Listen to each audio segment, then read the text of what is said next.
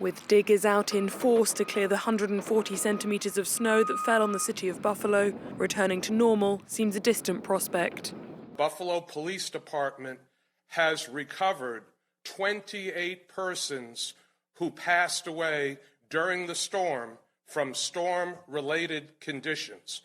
25 National Guard teams went door to door on Wednesday to find any victims not yet identified or anyone struggling for food, water or medication in the wake of the storm.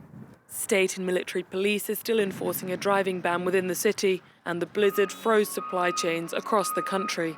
I just went along the river and into the city of Tonawanda, and the supermarket's open there, but they're having difficulties getting supplies.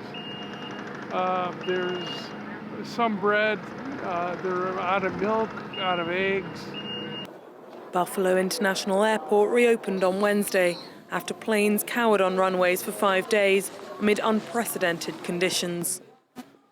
Airfield crews have been around for a very long time, many storms. This was something very different, very difficult to control, very difficult because the winds, the continuous snow, record snow, visibility zero. It was very hard. With temperatures expected to reach 10 degrees Celsius in Buffalo on Friday, authorities are readying 800,000 sandbags and 300 pumps and generators in case the snow turns to floodwater.